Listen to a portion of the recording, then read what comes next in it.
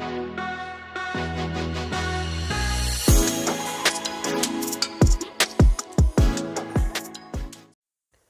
दोस्तों, स्वागत है एक बार फिर से हमारे S for study teach YouTube channel पर, जो लेकर आए हैं आपके लिए इस बार जीके और जीएस के कुछ महत्वपूर्ण प्रश्न जो आपके एसएससी जीडी कांस्टेबल के एग्जाम में आने वाले हैं और आगे भी पूछे गए हैं।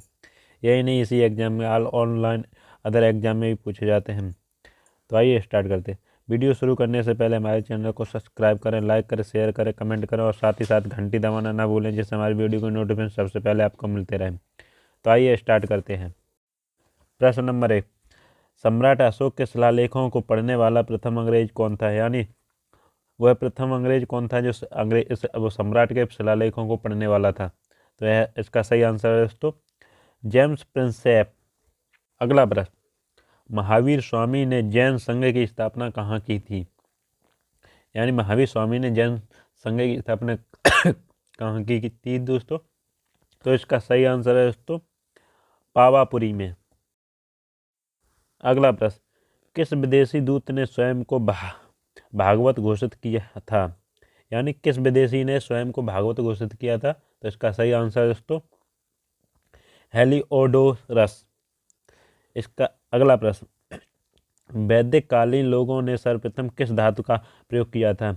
यानी वैदिक कालीन के जो लोग थे उन्होंने सर्वप्रथम कौन सी धातु का प्रयोग किया था दोस्तों? तो इसका सही आंसर है दोस्तों, तावा धातु का। अगला प्रश्न, किस वेद की रचना गद्य एवं पद्य दोनों में की गई है? किस वेद की रचना गद्य पद्य दोनों में की गई है दोस्तों? तो इसका सही आंसर है दोस्तों, यजुर्वेद। अगला प्रश्न, किस व्यक्ति को बिना ताज का बादशाह कहा जाता है? यानी कि वह कौन सा व्यक्ति है जिसे बिना ताज का बादशाह कहा जाता है? तो इसका सही आंसर है दोस्तों, सुरेंद्रनाथ बनर्जी। अगला प्रश्न, हड़प्पा काल में तांबे के रथ की खोज किस स्थान से हुई थी? यानी कि हड़प्पा काल में जो तांबे का रथ था वह किस स्थान पर खोजा गया था? तो इसका सही आंसर है दोस्तों, दैमाबाद, जो कि महाराष्ट्र में है। अगला प्रश्न, महावीर स्वामी यति कब कहलाए थे? यानी महावीर स्वामी यति कब कहलाए थे दोस्तों? तो इसका सही आंसर है दोस्तों, घर त्यागने के बाद, यानी कि घर छोड़ने के बाद। अगला प्रश्न, मोहनजोदाड़ो के स्नानागार के पश्चिम में स्थित स्तूप का निर्माण किस काल में किया गया था? यानी कि मोहनजोदाड़ो का जो स्नान घर था उसके पश्चिम में स्थित जो स्तूप का निर्माण हुआ था वह किस वर्ष किया गया था? तो इसका सही आंसर है दोस्तों, कुषाण काल में। अगला प्रश्न, हड़प्पा सभ्यता के किस पुरास्थल को सिंधु का बाग या मृतकों का टीला कहा जाता था? यानी कि हड़प्पा सभ्यता के लोग किस पुरास्थल को सिंधु का बाग यानी मृतकों का टीला भी कहते थे, या फिर मृतकों का टीला भी कहते थे? वह कौन सी जगह था? तो इसका सही आंसर दोस्तों, मोहनजोदाड़ो को सिंधु का बाग कहते थे या मृतकों का टीला भी कहा जाता था। अगला प्रश्न, ऐसा कौन सा प्रथम सूफी संत था जिसने अपने आप को अनहलक घोषित किया था? यानी कि दोस्तों ऐसा कौन सा प्रथम सूफी संत था जो जिसने अपने आप को अनहलक घोषित किया था? तो इसका सही आंसर है दोस्तों, मंसूर हल्लाज। अगला प्रश्न, हिंदुस्तान तलवार के जोर पर जीता गया था, यह कथन किसका है? यानी कि हिंदुस्तान की तलवार पर जोर से जीता गया था, यह कथन किसने कहा था दोस्तों? तो इसका सही आंसर है दोस्तों, लॉर्ड एगलिन द्वितीय। और दोस्तों वीडियो को पूरा देखें, बिल्कुल ही स्किप ना करें, जिससे आपको पूरी जानकारी मिले। ऐसा नहीं कि ये प्रश्न आपके एग्जाम में जरूर पूछे जाने वाले हैं। तो अगला प्रश्न है, विष्णु के 10 अवतारों की जानकारी का स्रोत किस पुराण में है? यानी कि जो विष्णु के 10 अवतार हैं उसकी जानकारी कौन से पुराण में है दोस्तों? तो इसका सही आंसर है दोस्तों, मत्स्य पुराण। अगला प्रश्न, बौद्ध धर्म किस शाखा में मंत्र, हठयोग एवं तांत्रिक आचारों को प्रधानता दी गई है? यानी कि बौद्ध धर्म की किस शाखा में जो मंत्र है ना वह हठयोग व तांत्रिक आचारों की प्रधानता की दी गई है? तो इसका सही आंसर है दोस्तों, बर्जियान। अगला प्रश्न, प्रसिद्ध विजय विट्ठल मंदिर जिसके 56 तक्षित स्तंभ से संगीतमय स्वर निकलते हैं वह कहाँ अवस्थित है? यानी कि वह विजय विट्ठल मंदिर जिसके 56 स्तंभ से संगीतमय स्वर निकलते हैं वह कौन सी जगह पर है दोस्तों? तो इसका सही आंसर है दोस्तों हप्पी, जो कि कर्नाटक में है। अगला प्रश्न, किस शासन ने चित्तौड़ के कीर्ति स्तंभ का निर्माण करवाया था? यानी कि वह कौन सा शासक है जिसने चित्तौड़ के कीर्ति स्तंभ का निर्माण करवाया था दोस्तों? तो इसका सही आंसर है दोस्तों राणा कुंभा।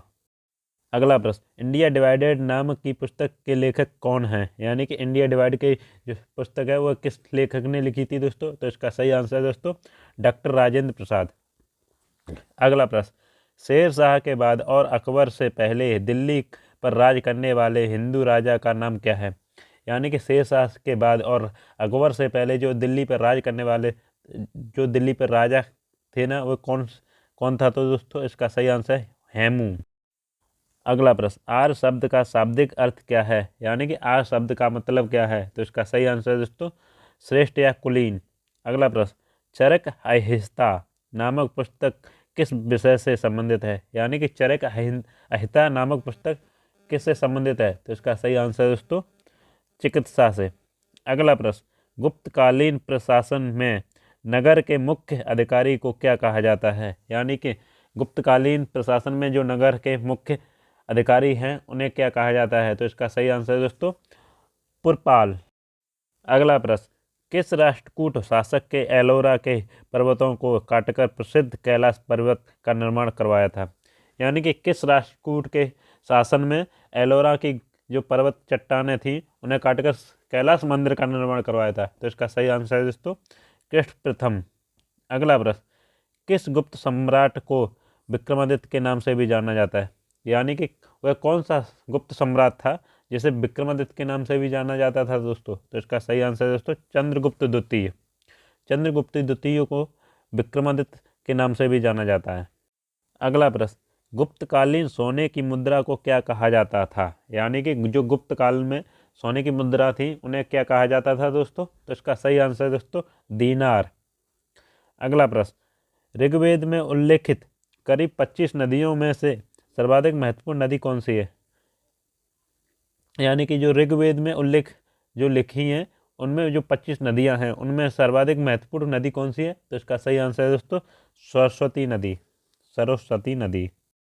अगला प्रश्न, बाल गंगाधर तिलक को आधुनिक भारत का निर्माता किसने कहा था? यानी कि जो बाल गंगाधर तिलक है ना उन्हें आधुनिक भारत का निर्माता किसने कहा था दोस्तों? तो इसका सही आंसर है दोस्तों महात्मा गांधी ने। अगला प्रश्न, हैदराबाद नगर की स्थापना किसने की थी? जो हैदराबाद शहर है ना उस नगर की स्थापना किसने की थी दोस्तों? तो इसका सही आंसर है दोस्तों मोहम्मद अली कुतुब शाह।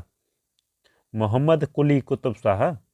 अगला प्रश्न, ऋग्वेद आर्यों की भाषा क्या थी? यानी ऋग्वेदिक आर्यों की भाषा कौन सी थी दोस्तों? तो इसका सही आंसर है दोस्तों संस्कृत भाषा थी। अगला प्रश्न, महात्मा बुद्ध को किस नदी के तट पर ज्ञान प्राप्त हुआ था? यानी कि जो महात्मा गांधी थे उन्हें कौन सी नदी के तट पर ज्ञान प्राप्त हुआ था दोस्तों? तो इसका सही आंसर है दोस्तों निरंजना नदी पर।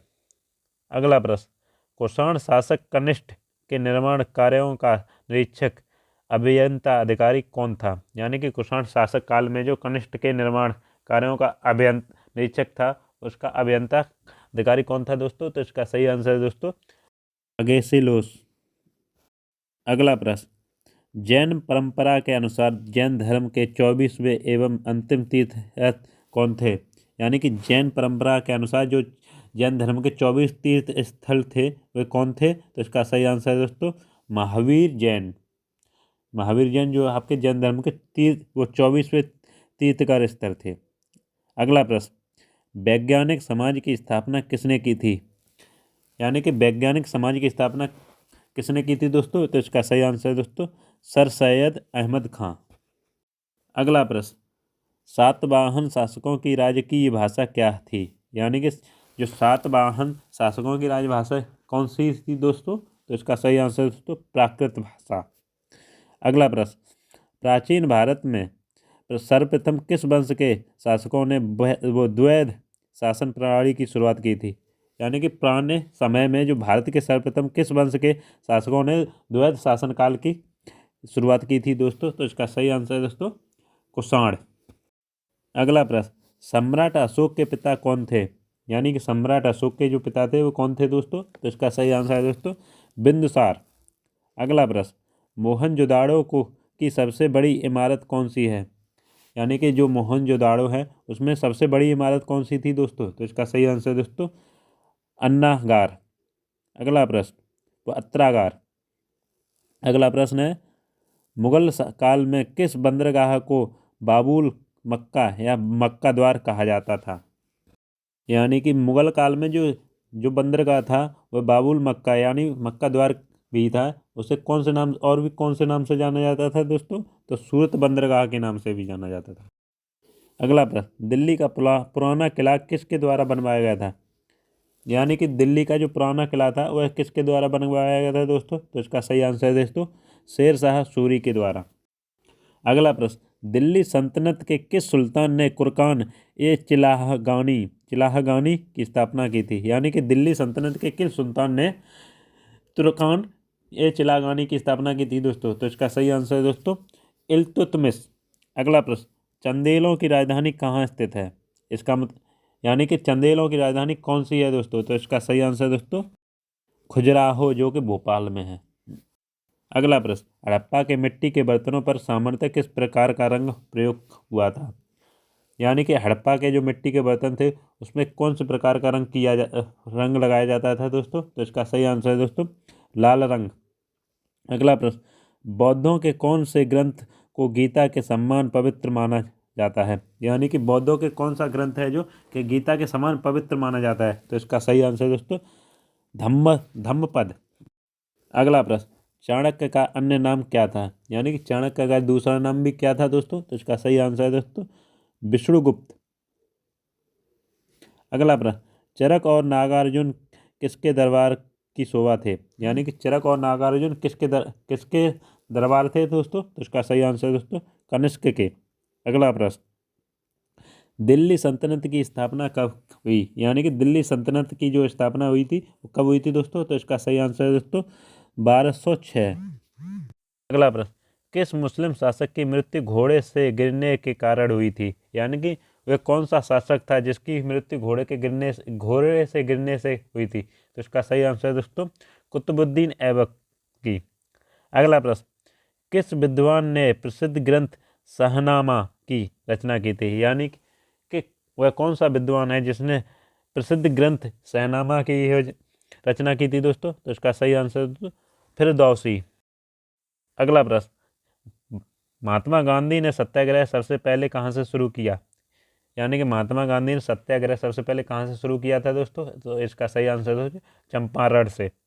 अगला प्रश्न, भारतीय राष्ट्रीय कांग्रेस के सबसे अधिक समय तक अध्यक्ष कौन रहे? यानी कि भारतीय राष्ट्रीय कांग्रेस थी उसके सबसे ज़्यादा अधिक अध्यक्ष कौन रहे थे दोस्तों? तो इसका सही आंसर है दोस्तों अबुल कलाम आज़ाद। अगला प्रश्न, भारत एवं पाकिस्तान का विभाजन किस योजना के तहत हुआ था? यानी कि भारत और पाकिस्तान का विभाजन किस योजना के कारण हुआ था दोस्तों? तो इसका सही आंसर दोस्तों माउंटबेटन योजना की।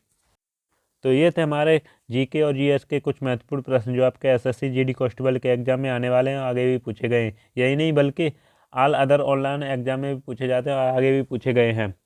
आशा करते हैं हमारी ये वीडियो अच्छी लगी तो हमारे चैनल को सब्सक्राइब करें, लाइक करें, शेयर करें, कमेंट करें और साथ ही साथ घंटी दबाना ना भूलें, जिससे हमारी वीडियो की नोटिफिकेशन सबसे पहले आपको मिलती रहें।